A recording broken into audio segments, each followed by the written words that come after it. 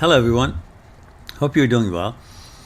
Today I want to talk to you a short video for us to pay attention to some of the things that we usually didn't pay attention when we have a breakup and you feel all these pains. And we discuss in a different video about the effect of oxytocin, opioid, serotonin, and dopamine, and how their role is in the whole process of love and promise of love and intimacy and warmth and the whole relationship, and they act as a drug and as a withdrawal system. When the breakup happens, it's like you're going through the withdrawal symptoms of getting over a drug addiction. But there's also another thing that, of course, for that, you can go through the video that I had previously produced, which I think it has a word addiction in it, so find it out. I don't remember the title.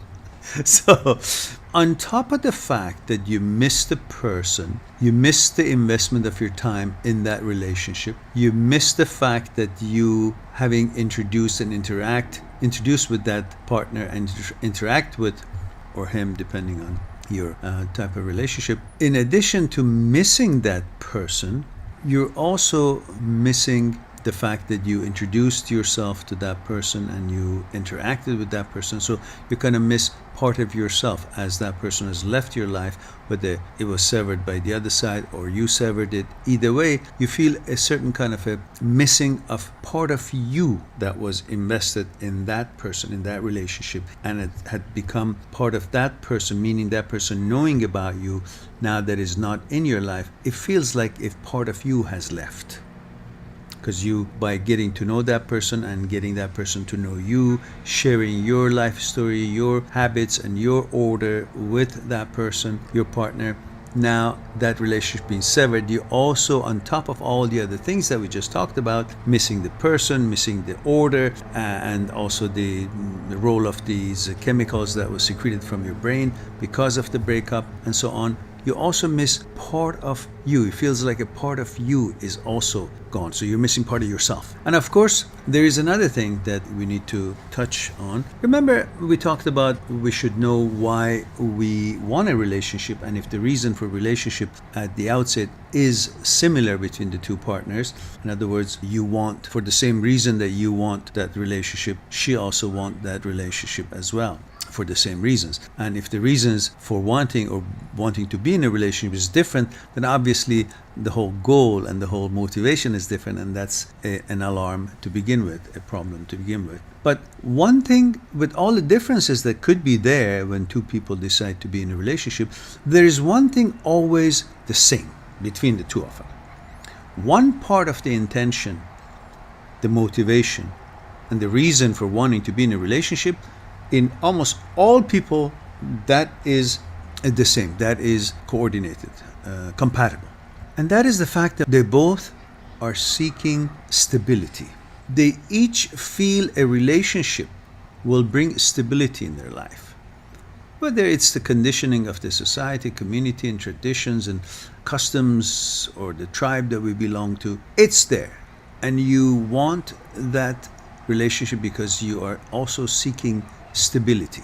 You feel that your life will be more stable, more complete if you are in a relationship. So both do, regardless of what other motivation they may be having. You may be interested in the beauty of the girl, the pleasure of it, the companionship, the intimacy, and all that. And the girl could be having the same reasons or different ones. If it's because of the money or comfort or the things you have.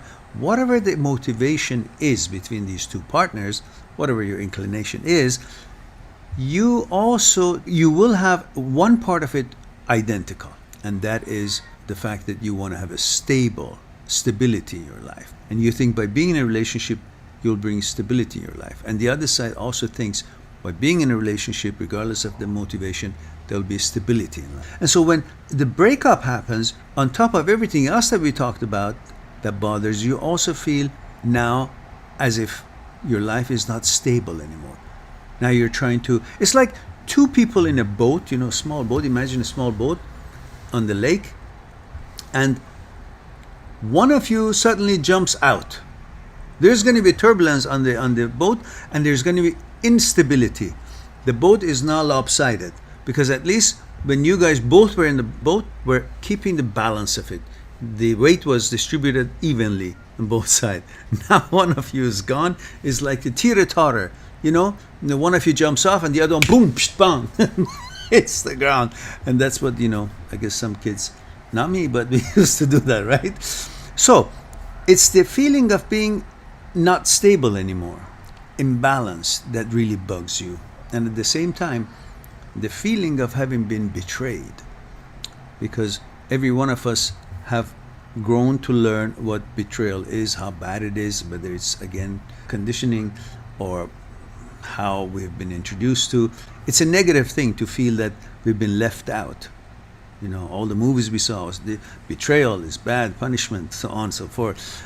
So feeling betrayed is a very bad feeling that it doesn't help with while we're going through the breakup. It already has enough pain attached to it that we got to get over it. So understand, what you're really feeling is all these things, the chemical addictions that naturally secretes in the brain. Now you're addicted to that brand of that person that was causing those chemicals to be secreted, produced in your brain. The fact that that person, you're missing the norm and the order they had with that person, the intimacy, the warmth, and the fact they were used to that person, and the fact that you feel part of you is left with her, and the fact that you feel that your life is not stable because your motivation for the relationship, part of it was to create a stable relationship, whatever the reason was, and also the fact that you feel you've been betrayed. These are some of the pains. So it's not all about that very person. You're not really missing that person. Part of it, yes. We always miss. We miss our, even a pencil that we've been always writing with it. When it finishes, we kind of feel like, it would be good to have. We get used to things.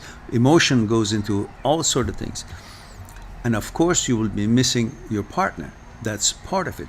But it's not all that, because if the partner really, that relationship was working on, it would never break up. So now that it's broken up, yes, you miss that very person in your life, but believe me, your pain is not all because of that presence of that person.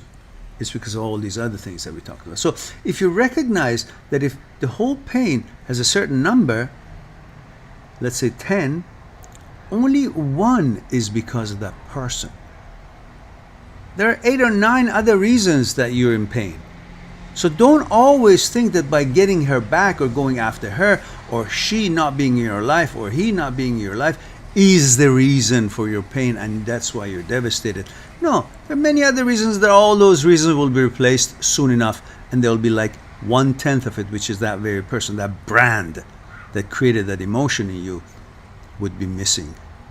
But the rest of it can be easily replaced within a reasonable time. And you will find another person. We all know that this life is abundance of all the blessings that it has, and there is no one of these trees, there's no one of the roses, there's no one of this flowers, no one of everything. There's abundance of so many blessings that is in life. So is partners.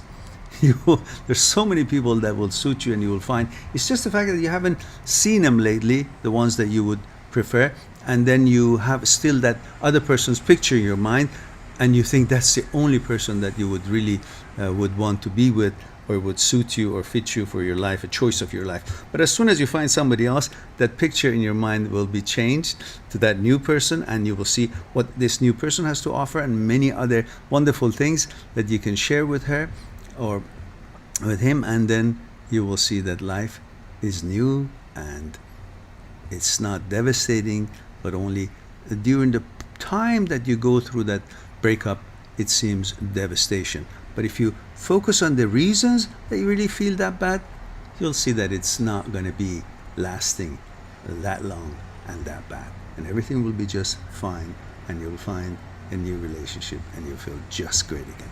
Hope that would be something to cheer you up, and I'll talk to you soon.